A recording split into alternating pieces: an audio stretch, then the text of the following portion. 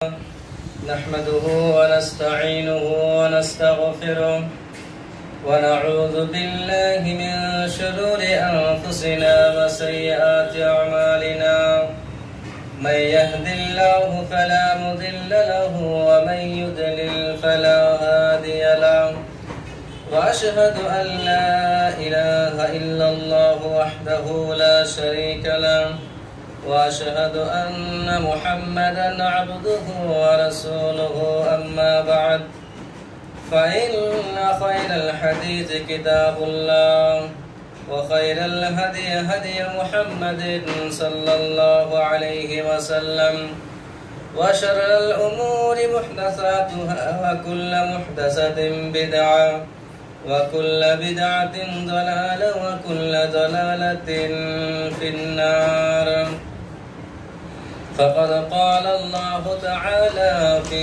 كلامه المجيد أعوذ بالله من الشيطان الرجيم بسم الله الرحمن الرحيم مثل الذين ينفقون أموالهم في سبيل الله كمثل حبة أنبتت 7 سنابل في كل سنبلة 100 حبة والله يضاعف لمن يشاء والله واسع عليم وقال رسول الله صلى الله عليه وسلم في الحديث الصحيح صلاة الجماعة تفضل صلاة الفرد ب27 درجة رواه البخاري ومسلم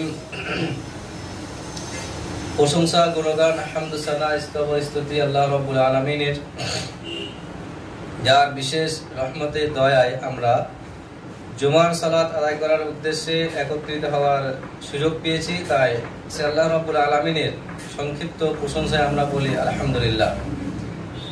তারপরে পরে শান্তি দ্বারা বর্ষণ হোক রাসূল আকরাম মুহাম্মদ সাল্লাল্লাহু আলাইহি ওয়াসাল্লামের উপরে, আল্লাহুম্মা সাল্লি আলাইহি আল্লাহুম্মা বারিক আলাইহি। আমি আপনাদের সামনে সূরা বাকারা 2 নম্বর সূরার 261 নম্বর আয়াত তেলাওয়াত করেছি। তার সাথে সাথে সহিহ বুখারীর 645 এবং সহিহ মুসলিমের 650 নম্বর হাদিস পরিবেশন করেছি।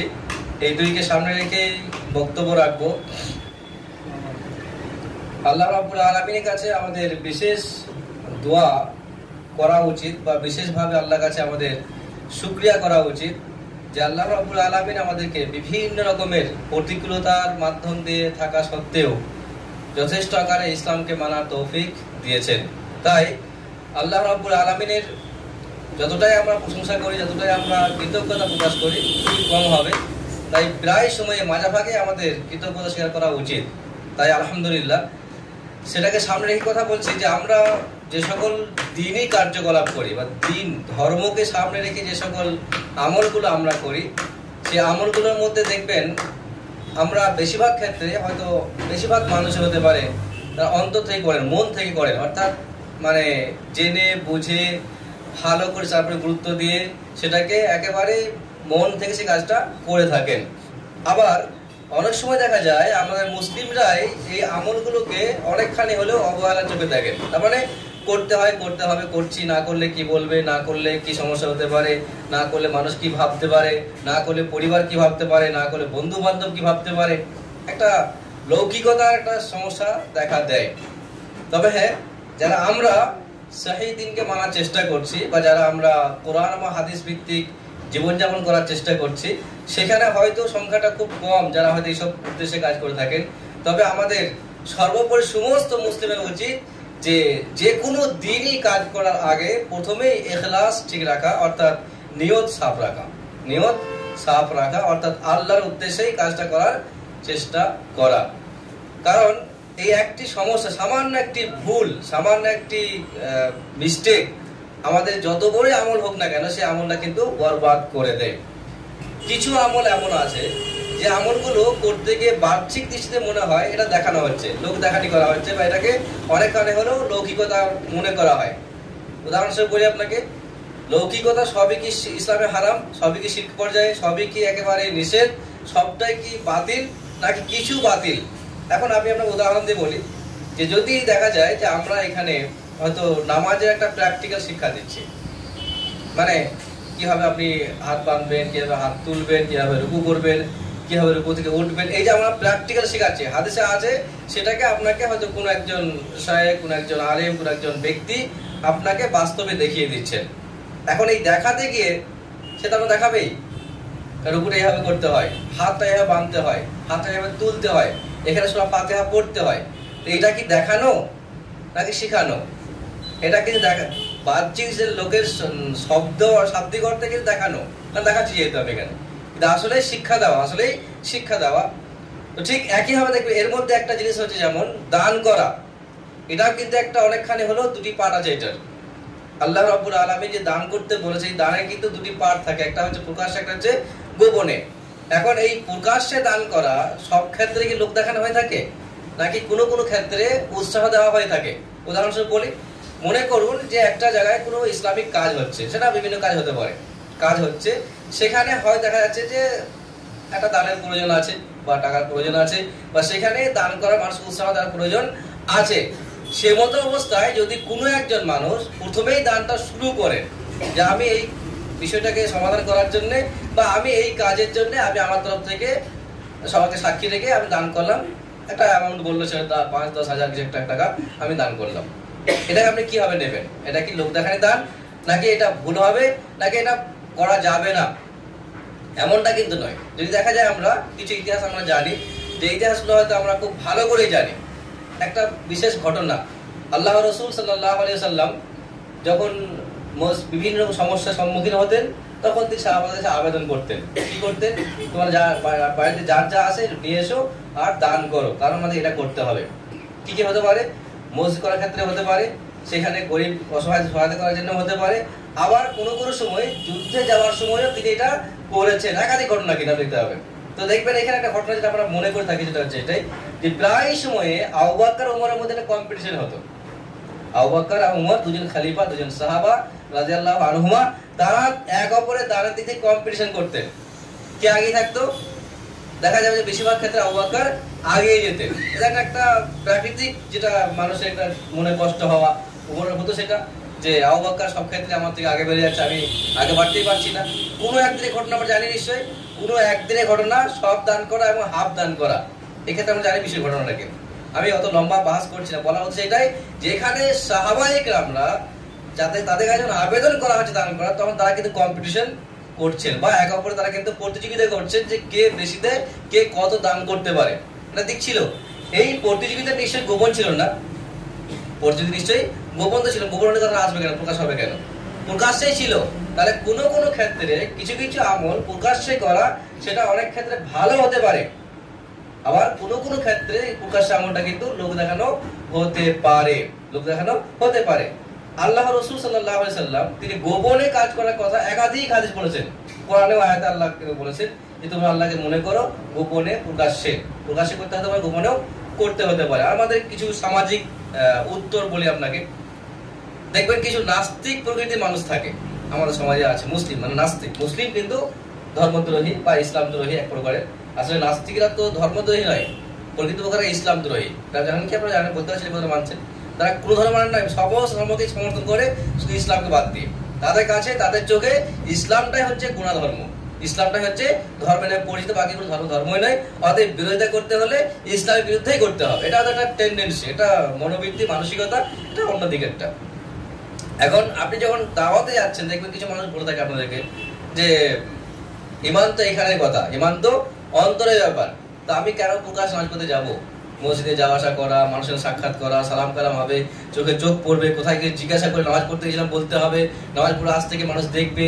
তারপরে কি হলো, তার ধারণা হচ্ছে এটা যে এটা প্রকাশ্যে আমল, আর এটা হচ্ছে লোক দেখানি আমল, অতএব তার থেকে ভালো আমি গোপনে করছি। আপনার কি মনে হয়, এখন যদি কোনো ব্যক্তি সারা পুরো লাইফটা, পুরো জীবনটা যদি 5 ওয়াক্তের নামাজ বাড়িতে বসে বসে পড়ে গোপন করার জন্য, নামাজ কবুল হবে? কোনোদিনই হবে না। ইসলাম একটা বৈশিষ্ট্যপূর্ণ ধর্ম, যেখানে আপনাকে কিছু কাজ প্রকাশ্যে করতে হবে, আবার কিছু কাজ গোপন করতে হবে। গোপনেই করতে, প্রকাশ্যে করা যাবে না। এটাই সিস্টেম, এটা বাস্তব দিক। এখন দেখি আমরা আল্লাহ রাসূল সাল্লাল্লাহু আলাইহি সাল্লামের যেটা মা আয়েশার হুজরাখানা যেটা ছিল, কোথায় ছিল সেটা? মসজিদ নববীর লাগালাগি, পাশাপাশি, একই দেওয়াল টাচ, পাশের বাড়ি হুজরা, এটা ছিল এক সময়।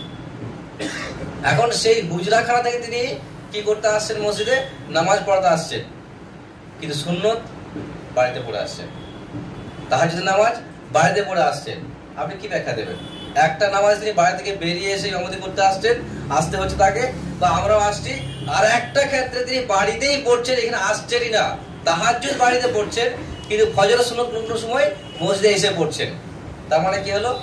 যে আমলগুলোকে আল্লাহ দেখালেন, যে বিষয়টা কিছু কিছু আমল আপনাকে অবশ্যই গোপন করতে হবে, গোপন করা উচিত, আবার কিছু কিছু আমল আপনাকে প্রকাশ্যে করতে হবে, কারণ এটাতে মানুষের অনেকখানি উৎসাহ পায়, মানুষের মধ্যে আমল করার একটা জজবা তৈরি হয়, জোশ তৈরি হয়। এটা হচ্ছে বাস্তব নীতি। যার জন্য কোনো কোনো ক্ষেত্রে আমাদের উচিত যে যেখানে প্রকাশ্যে কাজটা করলে উৎসাহ হবে মানুষ, বা মানুষ উৎসাহ নেবে, সেখানে প্রকাশ্য করতে হতে পারে, বা বলতে হতে পারে, বা বলেও করতে হতে পারে, যাতে করে মানুষের মধ্যে একটা উৎসাহ পায়। আর এখানে যেটা হয়ে থাকে আমাদের অনেক সময়, যেটা কিছু কথা গোপন করা হয়, এই উদ্দেশ্য করা হয় গোপন, যাতে করে আমি কত দিচ্ছি জানতে না পারে, বা আমি কি করছি জানতে না পারে। আমি করবো চালানা, আর মানুষ ভাববে আমি করছি 1 টাকা, তারপর সে করবে 10%, কিন্তু দেখাবে 100%। এই উদ্দেশ্য গোপন করা মানুষ, কিন্তু তাহলে গোপন করা মানেই ভালো, অনেক ক্ষেত্রে নয়। অনেক ক্ষেত্রে আবার গোপন করা মানে আমলটাকেই, পরিমাণটা গোপন করার রাস্তা থেকে থাকে।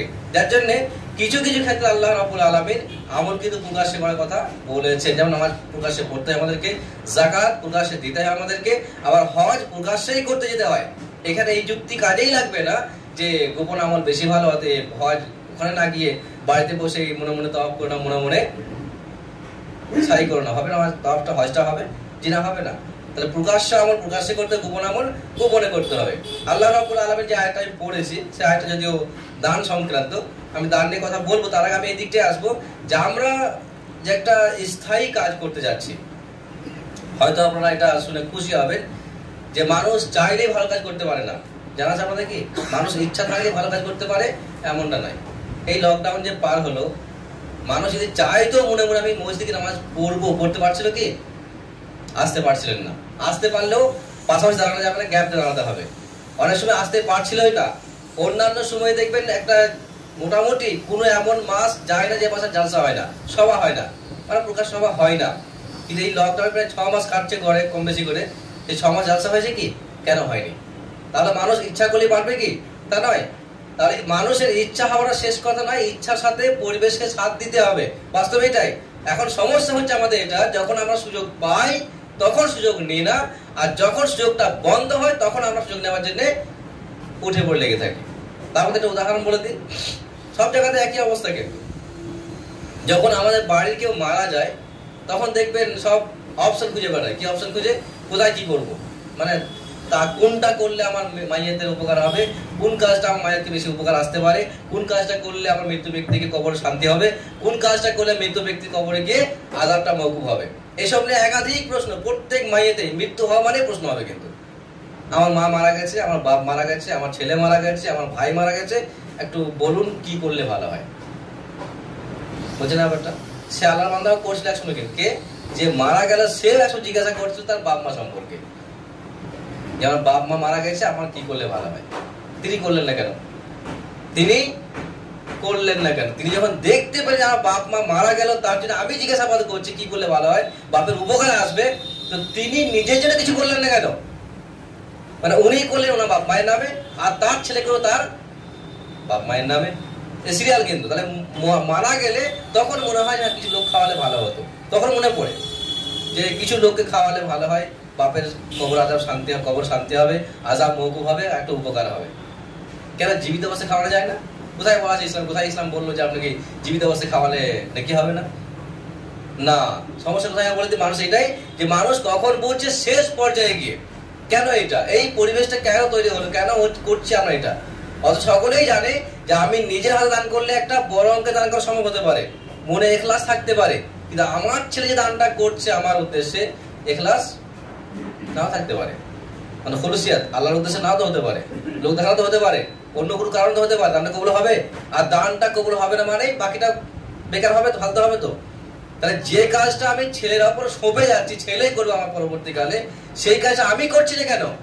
এটা হচ্ছে আমাদের সব থেকে বড় জেনে বুঝে ভুল করা পাপ। একটা জেনে বুঝে একটা ভুল আমল, ভুল পদ্ধতি, ভুল চাল চলওয়াত বা সমাজ নীতি যেটা বলতে পারে। কেন এটা?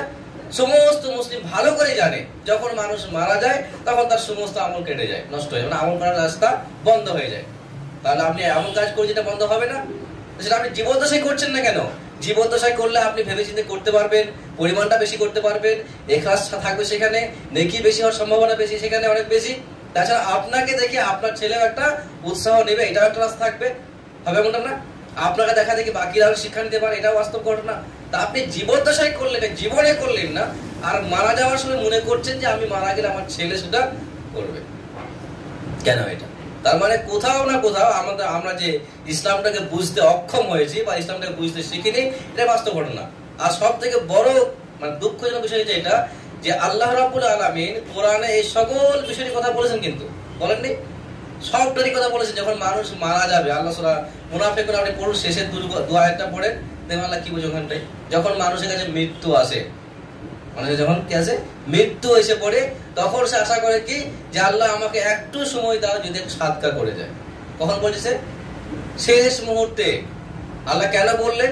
যাতে করে আমরা আগেই জানতে পারি যে শেষ মুহূর্তে মানুষ কি বলতে পারে। যখন মনে করছে তখন তার ফিরে এসে কিছু করার জোগাড় থাকে না। যখন সে মনে করছে বিষয়টা, যখন তার মনে আসছে কথাটা, সেইখান থেকে ফিরে এসে কিছু করবে সুযোগটাই আর থাকে না। এটা আল্লাহ শোনালেন কোরআনের মাঝিদের মধ্যে, যাতে করে আমরা শিক্ষা পাই যে তাহলে ওই সময় মানুষ এটা মনে মনে ভাবে। কিন্তু তাহলে আমার তো কোনো রাস্তা নেই, তাহলে আমাকে আল্লাহ কোশ্চেনটা সম্পূর্ণ আউট করলেন আর তিনি বললেন কি করতে হতে পারে। কিন্তু আমি আপনি সেটাকে শুনলাম না, গুরুত্ব দিলাম না, শুনলাম কিন্তু না শোনার ভান করে পার হয়ে গেলাম, এক কান ঢুকলাম আর এক কানে সে ডেলিভারি করে বার করে দিলাম। কেন এটা? তার মানে কোথাও না কোথাও আমরা যে ইসলামটাকে ওপরে ওপরে দেখছি বা ইসলামটাকে যে বোঝার চেষ্টা করছি না, বা জেনে বুঝে অনেকখানি পাপ করছি, এটা কিন্তু স্পষ্ট। এখন মনে করছি যে আমি মারা গেলে আমার সন্তানরা, আমার পরিবাররা, আমার জামাই, আমার মেয়ে, আমার অমুক, আমার তমুক, সে এসে আমার দান করবে, আমার কিছু নেকি হবে, লাঘব হবে। কেন করছি এটা আমরা? আর ঠিক আমাদের সমাজের একই অবস্থা দেখতে পাই যে মৃত্যুর পরে পরে কিছুদিন নামাজি হয়ে যাওয়া, কিছুদিন দাড়ি মুখ ছেড়ে দেওয়া, কিছুদিন কবর জিয়ারত করা, কিছুদিন ভালো কাজ করা, কিছুদিন সমস্ত ভুল থেকে সরে থাকা। তার মানে একটা বিশেষ সময়। এটা কি এটা ব্যাখ্যা দেওয়া যেতে পারে? তার মানে কি এটা হলো যে আমরা মুসলিমরা ইসলামটাকে একটা বিশেষ সময়ের সঙ্গে নির্দিষ্ট করে ফেলেছি সব ক্ষেত্রে। কিন্তু মৃত্যুর ক্ষেত্রে যেটা অবস্থা হয়ে থাকে, রমজানে এসে একই জিনিস আমরা দেখতে পাই, আবার জুমাতে এলেও সে একই অবস্থা আমরা দেখতে পাই। মানে বিশেষ বিশেষ জায়গাগুলোতে, বিশেষ বিশেষ স্থানে আমরা মানে পাকাপোক্ত ইমানদার, মুমিন, মুত্তাকি, আর বাকি সময় আমরা কিন্তু নিজের মতো জীবনযাপন করি। এই মানে পরিবেশ বা এই ধরনের চলা ওঠা বসা করার যে একটা নীতি, আমাদের একটা ভুল নীতি তৈরি হয়েছে, আমাদের সেগুলোকে অবশ্যই খেয়াল রাখতে হবে এবং সেখান থেকে আমাদেরকে বেরিয়ে আসতে হবে, বেরিয়ে আসতে হবে। কারণ আমরা যেহেতু ইচ্ছা রাখি, আমাদের যেহেতু মনের একটা চাহিদা যে ইসলামটা সঠিক ইসলাম যেটা বা সহি তরিকা যেটা, সেটা মানুষের কাছে ফুটে উঠুক, প্রকাশ হোক এবং সেগুলোকে মানুষ মেনে চলুক। যদি আমরা এটা চাই, তাহলে প্রথমত আমাদেরকে হতে হবে না। এখন আমি চাইবো গ্রামের লোক ফেরেশতা হয়ে যায়, আমি থাকবো শয়তান, হবে এমনটা? এটা তো হবে না। দেখেন একটা ওই একজন বাপের মতো কথা হয়ে গেল আর কি। সেই বাপ বলছে যে আমি আমার ছেলে মেয়েদের খিস্তি খারাপই করি। কি করি? খিস্তি পারি, সকালে না বললে নামাজ পড়ার জন্য খিস্তি করি, এটা সেটা, মানে ভালো হওয়ার জন্য আমি খিস্তি পারি, যাতে করে আমি খারাপ হয়, বাপ ছেলে যেন ভালো হয়। হবে এটা? কি বলছি বাপ? আমি খারাপ হই কিন্তু ছেলে যেন ভালো হয়। আমরা ঠিক সেই কাজটাই করছি, কিন্তু আমি খারাপ হই কিন্তু সমাজ যেন ভালো হয়। হবে কোনোদিনই না। কারণ যে কোনো সমাজের পরিবর্তনের প্রথম লক্ষণ হচ্ছে, প্রথম কারণ হচ্ছে আপনাকে নিজেকে পরিবর্তন হতে হবে, আপনাকে নিজেকে আমল করতে হবে, আপনাকে আমলের দিকটা আগে ভাবতে হবে, তবে আপনার কাছ থেকে মানুষ শিক্ষা নেবে। সংখ্যাটা কম হতেও পারে। তাহলে আপনি বলবেন আর করবেন না, উৎসাহ দেবেন আর নিজে করবেন না, এটা তো সম্ভব নয় না, এটা কখনোই সম্ভব না আমল করাটা। যার জন্য যারা আমরা চাইছি বা যারা আমরা এখানে আসি, জমা পড়ি, আমাদের সকলের একটা মনের ইচ্ছা যে মানুষ সঠিকটা বুঝুক, সঠিক ইসলামের দিকে আসুক, কোরআন হাদিসকে চর্চা করুক, স্টাডি করুক এবং সেই অনুযায়ী সে জীবনযাপন করুন। এটা মোটামুটি আমরা আমাদের প্রত্যেকেরই মনের একটা ইচ্ছা, কিন্তু মনের চাহিদা। সম্ভব কখন হবে জানেন? তখনই সম্ভব যখন আমরা নিজেরা সেটাকে বাস্তবে রূপ দেবো। যদি আমরা না করি তাহলে সম্ভবই নয়। তাহলে প্রথম টার্গেট আমাদের হবে এটা যে আমি আগে ঠিক হই। প্রথম বিষয় হবে যে আমি আগে পাকাপোক্ত মুমিন হওয়ার চেষ্টা করি, মুত্তাকি হওয়ার চেষ্টা করি, বা আমি যেটা চাই মনে মনে সেটা পাকাপোক্ত নিজে আমল করার আগে চেষ্টা করি। এখন আমরাই যদি জুমার দিনে ভিড় করি, বাকি বক্তে না আসে, তাহলে তো কোনো ফায়দা হওয়ার কথা নয়। আমরা যদি মানুষ দান ধানের ক্ষেত্রে না আগে আসি, মানুষ দান করবে কেন? আমরাই যদি আমাদের মসজিদ গুরুত্ব বুঝতে না পারি, বুঝবে নাকি? হবে কি? আমি বাড়ি করছি, আমি বাড়ি করছি, আমার নিজের বাড়ি করছি মনে করুন, জাস্ট উদাহরণ। এখন সেই বাড়ি করতে গিয়ে আমি এখন অবহেলা শিকার, আমি এখন এইখানে ঘুরে বেড়াচ্ছি, কোনো গুরুত্ব দিচ্ছি না, মিস্ত্রি করলো না করলো খবরই রাখলাম না, আশা করছি গ্রামের লোক আমার বাইরে করে দেবে, হবে এমনটা?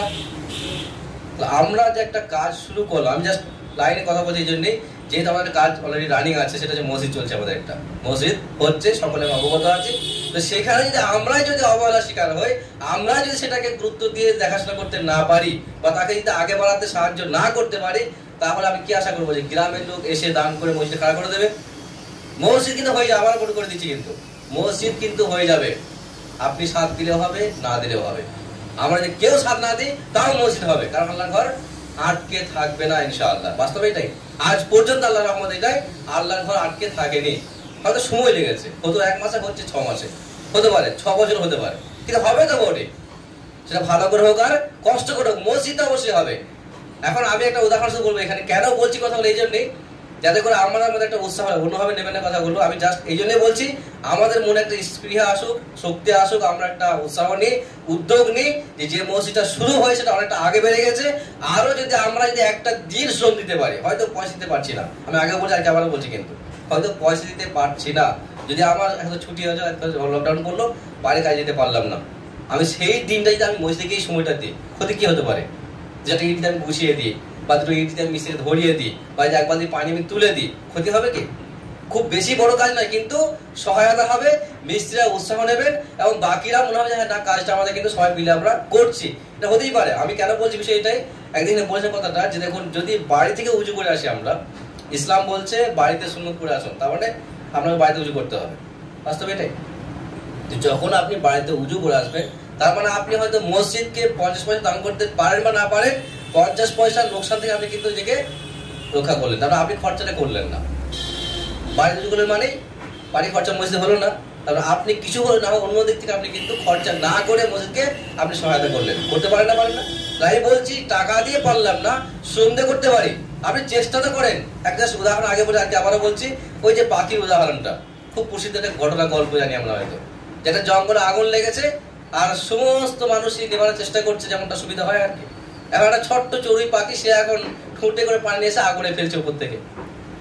কি হতে পারে? পানিটা উপকার হবে কি? কোনো উপকার হবে না, কোনো উপকার হবে না।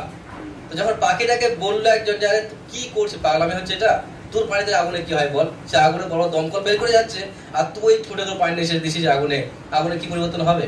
তখন সে কে বললো জানেন? যে কথা, এটা শোনা আছে কথা অবশ্যই, সে যেটা বললো এটাই, যে আমি জানি যে আমার এই ঠুঁটের 1 ফোঁটা পানিতে আগুনে কোনো পরিবর্তন হবে না, এটা আমিও জানি। কিন্তু একটা কথা বাস্তব, কাল যখন এই জঙ্গলে আগুন লাগা নিভানোর ইতিহাস লেখা হবে, আমার নামটা থাকবে আগুন নিভানোর দলে। কথা বুঝতে হলে কি বলছি? তাহলে আপনি এটা রাখুন উদাহরণ, যে আমি দান করতে পারি ঠিক, কিন্তু আমি একটা ইট মসজিদ নিয়ে গিয়ে লাগিয়ে দিয়েছিলাম, বলতে পারবেন না? আমি দান করতে পারি না, হতে পারে, কিন্তু আমি 1 বালতি পানি মিস্ত্রি ধরিয়ে দিয়েছিলাম, আল্লাহ বলতে পারবেন না? সাক্ষী একটা। আমি বলছি, মানসিকতা, মেন্টালিটি আপনাকে ঠিক রাখতে, আপনি যদি মুমিন হতে চান, আপনি যদি মুসলিম হতে চান, আমাদের উচিত এটা খেয়াল রাখা যে আমরা আসলেই করছি না কেন। আমি আবারও সবাইকে উদাহরণ মনে বলছি, খোলা মনে বলছি, সকলকেই বলছি, আমাদের কাজ আমাদেরকেই করতে হবে। এখানে বাড়তি কাজ আশা করবে না, যাহা কেউ বিদেশ থেকে আসবে, কোন একটা হিন্দু দান করবে, কোন একটা মুসলিম দান করবে, কেন করতে পারবো না? আমরা আমাদের বাড়িগুলো করতে পারছি, কোনো রিস্ক ছাড়াই, কোনো দায়িত্ব ছাড়াই। একটা মসজিদ, এতগুলো গার্জেনের মধ্যে একটা মসজিদ হবে না? হতে পারে কি এটা অসম্ভব ব্যাপার? তাহলে আমাদের সত্যিকারে বলতে শুধু মনোযোগটা কম আছে, মানসিকতাটা কম আছে, সহায়তা করার যে মেন্টালিটি থাকা সেটা আমাদের কম আছে বলেই আজ সমস্যা ভুগছে হতে পারে। কিন্তু আশা করছি হবে না সেটা। তাই সকলকে আমার মনে পড়াচ্ছি যে আল্লাহ রাব্বুল আলামিন, আপনি কত টাকা দিলে সেটা দেখবেন না, আপনি কতটা মনোযোগ সহকারে করলে সেটা অবশ্যই দেখবেন, কিন্তু যে আপনি কতটা মন থেকে কাজটা করলেন। আমি প্রথমে বলতে আবার কথা ফিরে আসছি, যে কোনো কাজ করবেন, ছোট হোক আর বড়, সেই কাজটাকে আপনি অন্তর দিয়ে করুন, মন দিয়ে করুন, আকীদা ইখলাস সামনে রেখে করুন। দেখুন কাজটা ছোট হবে, কিন্তু উপকার অনেক বেশি হবে, অনেক বেশি মানুষ খুশি হবে। তা আমরা সকলেই জোট বেঁধে আসি, তাহলে কাজটা আটকাবার নয়। কিন্তু যদি আমি ধরে নিই, এখানে আমাদের যারা এখানে লোকালে যারা আছি, কম করে খুব কম করে 50 জন মানুষ আছি আমরা ঘরে, তো 50 জন মানুষ যদি একটা করে ইট তুলে, মানে কটা ইট তুলবে? 50টা ইট। খেয়াল করছেন কি? যদি একটা করে ইটের দাম দেয়, তার মানে 10 টাকা মিনিমাম দাম একটা ইটের দাম। কত টাকা হিসাব করছেন? খুব সহজ, হিসাবটা খুবই সহজ, খুবই ইজি, খুব মারাত্মক নয়। কিন্তু ইচ্ছা থাকতে হবে, ইচ্ছা না থাকলে কাজ হয় না। ইচ্ছা থাকলে উপায় হয়, বাংলায় কথাটা বলে, কিন্তু অবশ্যই ইচ্ছা থাকলে উপায় হয়। যার জন্য সকলকে আমাদের যার যেমন সুবিধা, আমি কাউকে এটা বলছি যে আপনি একবার 1 টাকা দান করেন, 2 লাখ দান করেন, নাও হতে সম্ভব, নাও হতে আওকাত নাও থাকতে পারে, কিন্তু আপনি সাথ দেন, সাথে দেন, শ্রম দেন, সময় দেন, দেখুন কাজটা অটোমেটিক আগে বাড়বে। কিন্তু খুব বেশি পরিশ্রম করতে হবে না। আর একটা বাংলায় কথা আছে তো যে 10 মিলে করি কাজ হারিয়ে দিই না হিলায়। 6 মিলে করলে কি হয়, কম বেশি হলেও কিছু মুনাফা যায়, 6 মিলে করে যা সবার দোষ হবে। আর না হলে কি হবে, পুরো একা মাথায় করলে সে একজন মাথায় বাঁচ যাবে। বাস্তবে এটাই আমি উৎসাহ দিচ্ছি, আবার আগে আসতে বলছি। এখন আমি আসবো যে বিষয়টা, যে আমরা যাকে যেমন সমর্থন দিয়েছে আল্লাহ, জরুরি নয় যে আপনাকে একবার ওটা মসজিদে করে দিতে হবে, নাও হতে পারে। আপনাকে যতটা আওকাত দিয়েছে, আপনি যদি আওকাত থেকে কম দান করেন, জবাব দিয়ে আপনি আল্লাহ করবেন। আপনার জানা উচিত যে একজন ব্যক্তি সে মাসে দিনে আমাদের ইনকাম করে 200 টাকা, সে দিচ্ছে 10 টাকা। আর একজন ব্যক্তি দিনে ইনকাম করে 1000 টাকায়, তাই কত দিতে হবে? 10 টাকা দিলে হবে কি? জি না, হিসাব পার্সেন্টেজে হবে, হিসাব পার্সেন্টেজে হবে। ইনি তার ইনকাম থেকে দিলেন 5%, আপনিও ইনকাম থেকে 5% দেন, যতটা হয় ততটা দেন, কম দেবেন না। তাহলে প্রত্যেককেই পার্সেন্টেজ দেওয়া উচিত। ভাবা আমি দিচ্ছি কিনা। এখন আপনি ইনকাম করে 1000 টাকা, আপনি দিলেন 50 টাকা, বা আপনি হয়তো 30 টাকা দিলেন, তাহলে আপনি বলছেন ও তো বেশি দিলাম। না, পরিমাণটা বেশি দিয়েছেন, পার্সেন্টেজে কম দিয়েছেন, কারণ সে 200 টাকার মধ্যে 10 টাকা দিয়েছে কিন্তু, আর আপনি 1000 টাকার মধ্যে মাত্র দিয়েছেন 30 টাকা। অতএব সংখ্যাটা বেশি হলেও পার্সেন্টেজে আপনি অনেকটাই কম দিয়েছেন, এটা ভাবতে হতে পারে। অতএব দান করুন আপনার ইনকামের পার্সেন্টেজ থেকে। একটা জাকির নাইকে আল্লাহ রহম করুন, দয়া করুন বা হেফাজত করুন। তাকে একজন দুবাইয়ের একজন ব্যক্তি দান করার কথা বলেছিল, যখন তিনি বলে আমি চ্যানেল খুলছি পিস টিভি, তো কে কত কি দেবেন আমাকে বলবেন। তাকে বলে আপনি কত চাইছিলেন বলুন, আপনি এক বাক্যে বলেন সব দিতে না করবো না, যাও তাই দেবো। তিনি বললেন যেটা, যে আমি আপনার কাছে কোনো অ্যামাউন্ট চাইছি না, আমি আপনার ব্যবসা থেকে একটা পার্সেন্টেজ চাইছি। বুঝলেন ব্যাপারটা? কারণ সে যখন বলছে চাইলেই দেবো, তার সে কম দেবে না, অনেক দেবে, তার থেকে বেশি হচ্ছে পার্সেন্টেজ। যদি 5% দেয় সেটাও কম নয়। তা আপনি কমপক্ষে আল্লাহর রাস্তায় কিছুটা করুন, যে আপনি যে ইনকামটা করেন বা আপনার যে সংসার চলে, আপনার যে ইনকামটা হয়, তার মধ্যে আপনি মাসে 2%, 3% মসজিদে দান করবেন। এককাল দিতে হবে না আপনাকে, প্রতি মাসে দেন না, প্রতিকে কাজটা বাকি থাক, চলুক, আস্তে রানিং হোক না, অসুবিধা নেই। একবার 1 দিতে হবে কে বলছে আপনাকে? বলা হয়নি। তা আপনি দেন, কিন্তু আপনি আপনার ইনকামটা বলছেন, আওকাতটা বলছেন, আওকাত দিয়ে দান করেন। দেখুন আটকাবে না, কোনোদিন আটকাবে না, কিন্তু হয় না, কিন্তু আমরা করতে পারি না। আমি শুধু একটা আয়াত শোনাবো শেষের দিকে। আল্লাহ রাব্বুল আলামিন যে আয়াতটা বলেন, মাসালুল লাযিনা ইনফিকুনা আমওয়ালাহুম ফি সাবিলিল্লাহ, সেই সকল ব্যক্তিদের উদাহরণ যারা তাদের মাল আল্লাহর রাস্তায় খরচা করে। আপনি কত করছেন, আল্লাহ কত দিচ্ছে। আজকে সুদ নিয়ে খুব আমরা জানি, কিন্তু লোন নেন সুদ কম দেন, আপনি টাকা ধার নেন সুদ কম দেন, আবার আপনি সুদ দেবো আপনাকে, আপনি টাকা দেন আমাকে, যাই বলবেন, সুদের একটা কারবার চলছে। কিন্তু এই আয়াতটা পড়ে দেখবেন একবার, 261 নম্বর আয়াত সূরা বাকারার পড়ে দেখবেন একবার, কি বলছেন আল্লাহ? মাসালুল লাযিনা ইনফিকুনা আমওয়ালাহুম ফি সাবিলিল্লাহ, ওই সকল ব্যক্তি যারা আল্লাহর রাস্তায় টাকা খরচা করেন, ব্যয় করেন বা খরচা করেন, কামাসালি হাব্বাতিন, সেটা একটা দানার নেয়। কোন দানা? ধানের দানা বলেন, অথবা গমের দানা বলেন, জবের দানা বলেন, একটা বীজ যাকে বলছি আমরা, একটা বীজের মতো করে। কেমন বীজ? তিনি বললেন, আল্লাহ উদাহরণ দিচ্ছেন, আমবাদাস সাবা সানাবিলা, যে বীজটা মাটিতে পড়লে তা থেকে 7টা শাখা পোশাখা বার হয়, শীষ বার হয়, বলি আমরা 7টা শীষ বার হয়, 7টা ফ্যাকর বার হয়, ফ্যাকর বার শাখা পোশাখা বার হয়। তাতে কি হয়? আল্লাহ বললেন, ফি কুল্লি সুম্বুলাতিন মিয়াতু হাব্বা, প্রত্যেকটা শীষে, প্রত্যেকটা শাখাতে কত আছে? 100 করে দানা আছে। সে মাটিতে ফেললো মাত্র 1টা দানা, মানে 1 টাকা ফেললো, সে 1 টাকা ফেললো, তা থেকে 7টা দানা বার হলো, তা থেকে 7 টাকা সে বেরিয়ে এলো। সে প্রত্যেকটা দানা পিছনে আবার 100 টাকা, মানে 1 টাকা দান করলে 700 টাকার নেকি হবে। আমি বলছি এটা আল্লাহ করে বলছেন। আপনি করছেন না কেন? আপনি কেন ভাবছেন 1 টাকাতে কি হতে পারে? আপনার কিছু হবে না, কিন্তু মসজিদে অনেক কিছু হতে পারে। আপনার এখানে কিছু হবে না, আল্লাহর কাছে অনেক বড় সে টাকা নিতে পারে। তো আপনি ভাবছেন কেন যে আমার টাকার কোনো মূল্য নেই?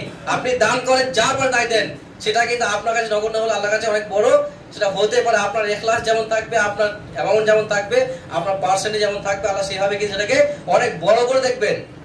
আল্লাহর কাছে কমি নেই। অতএব আমরা শুধু যদি মনে করি যে মসজিদ করতে বলছি না আপনাকে, আপনি দান করবেন আপনার স্বার্থে, আজকে একটা মসজিদে ফায়দা হবে, কালকে আপনি কিয়ামত সেটাকে অনেক বড় আকারে পাবেন।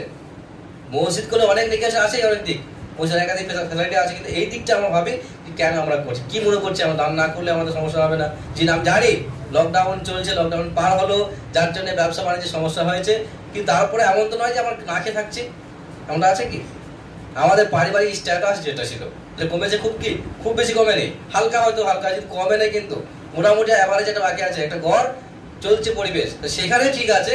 আর যখনই কথা হয় একটু দাঁড়ায়, তখন মনে হয় যে লকডাউনে বাজার, ব্যবসা বাণিজ্যে মান, ব্যবসা বাণিজ্য রানিং করতে পারছি না, একের পর এক বাহানা। তার মানে শুধুমাত্র না দেওয়ার বাহানা চাই, এই ইস্যু করবেন না, বাহানা করবেন না, কারণ ইসলামের কাছে বাহানা খুবই ক্ষতিকারক দিক একটা। ইমানের জন্য বাহানাটা খুবই ক্ষতিকারক দিক, অজুহাত ভালো জিনিস নয়, অজুহাতটা এড়িয়ে যান, যতটা সম্ভব করেন, আল্লাহ সহায়তা অবশ্যই করবেন আপনাকে। অতএব আমরা দোয়া করি আল্লাহ রাব্বুল আলামিন ইসলামের সঠিক দিকগুলো নিয়ে চর্চা করার, বোঝার এবং সেই মতো আমল করার তৌফিক দান করেন, আমিন।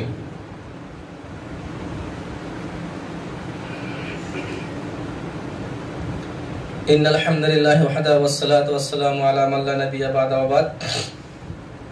فقد قال رسول الله صلى الله عليه وسلم في الحديث الصحيح من غدا الى المسجد لا يريد الا ان يتعلم خيرا ويعلمه كان له كأجر حاج تاما حجته রাহু মুসনাদ হাকিম।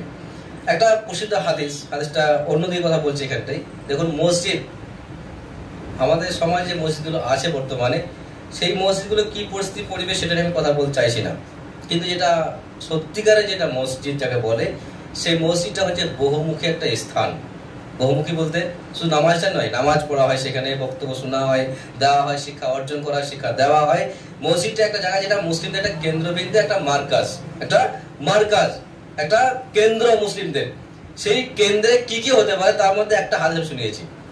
তো আপনি যেখানেই দান করেন তার নাকি অবশ্যই হবে, তার নাকি আপনি অবশ্যই পাবেন, কিন্তু মসজিদে দান করা একটা এক্সট্রা ফ্যাসিলিটি আপনার থাকবে। তার মধ্যে আমি হাদিসটা পড়েছি, আল্লাহ কি রাসূলুল্লাহ কি বললেন, যদি কোনো ব্যক্তি মসজিদের দিকে আসে তার উদ্দেশ্য হচ্ছে ভালো কল্যাণকর কিছু শেখা অথবা কল্যাণকর কিছু শিক্ষা দেওয়া, যদি এমনটা উদ্দেশ্য হয় তাহলে তার নেকি হবে কতটা? পূর্ণ হজ করার সমান নেকি হবে। তার মানে আপনি বাড়িতে বসে দৈনিক আপনি মসজিদ দিকে বাড়ানোর উদ্দেশ্য কি? নামাজে পড়বো, কিছু শিক্ষা দেবো, কিছু শিক্ষা নেবো। সমস্যা আমাদের কি বলে দিই, বেশিরভাগ মসজিদে এখানে তালিম হয় না, মানে বই পড়ে শোনানো হয় না, আর তালিম করাও হয় না। আমাদের লেভেল অর্থাৎ এই সহিহ আকীদা লেভেলে যে মসজিদগুলো আছে সেগুলোতে একটা একটু হলেও তালিমের ব্যবস্থা আছে, হয়তো বই পড়ে শোনানো হয়, অথবা একটা হাদিস বলা হয়, অথবা প্র্যাকটিক্যালি দেখানো হয়। সেখানে আবার আমাদের যারা সাথী ভাই আছি, যারা থাকি আমরা, আমাদের আবার সময় থাকে না, হয় বেশি জেনে গেছি কোনো সময় থাকে না, অবহেলায় আমি জেনে গিয়ে সব জানা আছে, আমার অবহেলা হচ্ছে একটা, অথবা এটা হয় যে মোটামুটি পড়ে কাল দেখে নেবো, পরে দেখে নেবো, আমি হয়তো পড়তে পারি, আমি পড়ে নেবো, বা আমি জেনে গেছি না জানলেও জেনে আমার রাস্তা মাঝে আছে। আর দেখবেন সেই আল্লাহর বান্দা সারা লাইফ আর জীবনে পড়তে পারলো না এখানটা, পাবেন সেটা। এটা শিক্ষার নীতি শুনে ভালো করে, যদি কোনো তালিম হয়, কোথাও যদি শিক্ষা হয়, সেখানে যে কথাগুলো হবে সেই কথাগুলো আপনি পরবর্তী লাইফে পড়েও পাবেন না, কিন্তু বাস্তবে এটাই। কারণ সেখানে নতুন নতুন কথা আসতে পারে, নতুন পয়েন্ট আসতে পারে, যেটা আপনি হয়তো বইয়ে খুঁজে পাবেন না। যার জন্য কোনোভাবেই শিক্ষার মাহফিলকে অবহেলা করে যুক্তি ইসলামে কোনোদিনই না। অতএব তালিমের মাহফিল যদি হয়, আপনি ভাবতেও পারবেন না সাহাবাদের ইতিহাস পড়ে বুঝতে মাত্রকে আপনি এখন নেবেন। যদি কখন মক্কা মদিনা আল্লাহ যাওয়ার তৌফিক দেয়, যাবেন, গিয়ে দেখবেন যখন মক্কা মদিনায় তালিম হয়, যে সকল শায়েখরা দার্সে বসেন, মানে শিক্ষা নেন, একজন শায়েখ শিক্ষা দিচ্ছেন, আর বাকি তার সামনে আছে বড় বড় শায়েখরা বসেন, কি জানেন, দেখে কোনো বাচ্চা ছেলে, ছাত্র একটা, কারণ তারা জানেন যে কখন কার কাছ থেকে নতুন কি শিক্ষা হবে এটা আমার জানা নেই। হয়তো হতে পারে সে এমন একটা বই পড়েছে যেটা আমি পড়ি না, হতে পারে এমন একটা সে একটা যুক্তি পেশ করেছে যুক্তিটা আমার কাছে বর্তমানে নেই। তো বড় বড় ওলামা, শায়েখ, মাশায়েখ তারা বসছেন দার্সে, যাতে করে নতুন একটা কিছু আমার কাছে সঞ্চয় হয়। আর আমরা মনে করি আমরা জেনে গেছি, জেনে কি হবে, অনেক জানা হয়ে গেছে, বসার চেষ্টা ইচ্ছাই নেই, তালিম তো করতে চাই না, করলে আবার আমরা বসতে চাই না। এখন যে তালিম করে তারা হোপলেস হবে অটোমেটিকলি, যা আজ নামাজ পড়লাম 20-30 জন আর বসলাম মাত্র 2 জন, এটা করবেই, বাস্তবে এটাই। যদি আপনি শিক্ষিত মানুষ হন, কখনো যদি আপনি সমাজে কথা বলে থাকেন, আপনাকেও দেখবেন। এখন যদি আমি এই বক্তব্য রাখছি, যদি সবাই পালিয়ে যান, মাত্র 2 জন থাকে, কত কষ্ট হয় জানেন? আল্লাহ রাব্বুল আলামিন জানতেন কিন্তু, যখন একদিন জুমার বক্তব্য রাখছিলেন আর সাহাবায়ে কেরামরা তাকে ছেড়ে দিয়ে বাইরে বেরিয়ে গেছিলেন, আল্লাহ কোরআন আয়াত অবতীর্ণ করলেন, সঙ্গে সঙ্গে আয়াত অবতীর্ণ করলেন, সূরা জুমার আপনি শেষ করে পড়ে নেবেন, যে আপনি বক্তব্য রাখছেন, আপনাকে দাঁড়ানো অবস্থা ছেলেরা পালিয়ে গেছে, ওরা ভুল করেছে, ব্যবসার চাইতে দ্বীনের শিক্ষা অনেক বেশি মূল্যবান, কথা বুঝিয়ে পারেন না? তো আল্লাহ রাসূলকে কতটা আঘাত হতে পারে এই আয়াতটাকে প্রমাণ করে তার একটা। অতএব আমরা খেয়াল রাখি যে মসজিদ এটা বহুমুখী একটা কেন্দ্রবিন্দু মুসলিমদের। সেই জায়গাটা যত বেশি যত্ন করা যায়, যত বেশি তাকে গুরুত্ব দেওয়া যায়, ততটাই মুসলিমদের কল্যাণ হবে। কিন্তু আর আজকে এই অবহেলার জন্য একাধিক জায়গাতে মুসলিমরা মার খাচ্ছেন। তার জন্য আমাদের একটু হলেও খেয়াল রাখি, শারীরিক পরিশ্রম বলেন, সময় দেওয়া বলেন, আর্থিক সহায়তা বলেন, যার যেমন সুবিধা। যদি মনে হয়, আমি এটা কথা মনে করি দিই, যদি আপনার জন্য কোনো একজন ব্যক্তি মসজিদে দান করেন, তার নাকি আপনি পাবেন। কিন্তু একটা হাদিসই বলবো এখানটায়, রাসূল নিজে বলছেন তোমার সুপারিশ করো।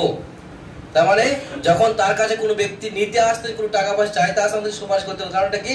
যদি আপনি চিনেন সেই ব্যক্তিকে, লোকটা খুব ভালো সৎ লোক, সত্যি অভাবী গরিব মানুষ, তার জন্য আপনি সুপারিশ করেন লোকটাকে দেওয়ার উপযুক্ত, লোকটা পাওয়ার উপযুক্ত ব্যক্তি।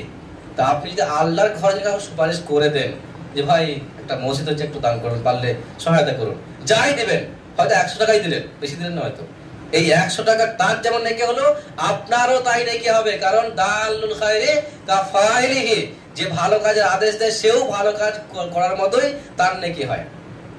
জানি না আমার ইতিহাসগুলো, বাস্তব ঘটনা এটাই। তাহলে আপনি দান করুন, না পারলে আপনি এমন লোককেও বলুন যিনি হয়তো দান করতে পারবেন, তাতে আপনার নেকি হবে। কারণ একটা মুমিনের উচিত প্রত্যেকটা মুহূর্তে নিজের নেকির দিকটা নিয়ে ভাবা, চিন্তা ভাবনা করতে। কথা হয়তো একটু বেশি বলে ফেললাম, দুঃখিত যদি কেউ কারো মনে আঘাত নেবেন না। উদ্দেশ্য হচ্ছে এটাই যে খোলা মনে আসুন, মসজিদ আল্লাহর ঘর, সবার দায়িত্ব এটা ঠিক করার। বিশেষ করে যেহেতু এখানে একটা ব্যতিক্রমী মসজিদ হচ্ছে, যে মসজিদে একটা বিশেষ একটা উদ্দেশ্য রয়েছে, দাওয়াতি কাজ, সঠিক দিনকে প্রচার করা, সঠিক দিন মানুষের কাছে পৌঁছে দেওয়া। সেই ক্ষেত্রে আমাদের প্রত্যেকে আবেগ থাকা দরকার, জোশ থাকা দরকার। যে জায়গাটা হচ্ছে, আপনি ভাবতে পারেন যখন মসজিদ নববী তৈরি হচ্ছিল তখন কি অবস্থা হয়েছিল। রাসূলের নিজে কাঁধে ইট বয়াছেন, কিন্তু পাথর বয়ে নিয়ে যাচ্ছেন। আব্বাস চলতে পারেন, তাও তিনি ইট বয়াচ্ছেন। কিন্তু সমস্ত ব্যক্তি যারা একজন সাহাবা বাদ থাকার কারণটা কি? যদি আমাদের একটু উপকার হয় আর কি, একটু উপকার যদি হয় তো সেটা ভালো হবে। অতএব আমরা আসি আল্লাহর ঘর, সেটাকে আমরা যতটা সম্ভব হয় শারীরিক পরিশ্রম দিয়ে, সময় দিয়ে, আর্থিক সহায়তা করে চেষ্টা করি, এবং প্রত্যেকেই চেষ্টা করি আমরা যতটা সম্ভব হয় মসজিদটাকে তৈরি করে শেষ করতে। কারণটা কি? নিশ্চয়ই বুঝতে পারছেন কি অবস্থা, আবহাওয়ার যে অবস্থা চলছে বর্তমানে, আর আগামীতে হতেই পারে।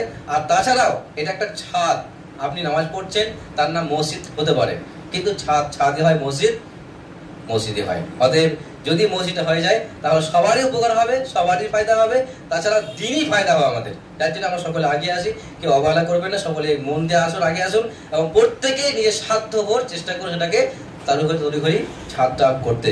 আমরা দোয়া করি আল্লাহ রাব্বুল আলামিন আমাদের সকলকেই আমাদের চির আকাঙ্ক্ষিত একটা মসজিদ যেটা করছে আমরা, সেটাকে আল্লাহ খুব অল্প সময়ের মধ্যে কমপ্লিট করার তৌফিক দান করেন, এবং সেখানে কি আমাদেরকে আল্লাহকে খুশি করার তৌফিক দান করেন। আমিন।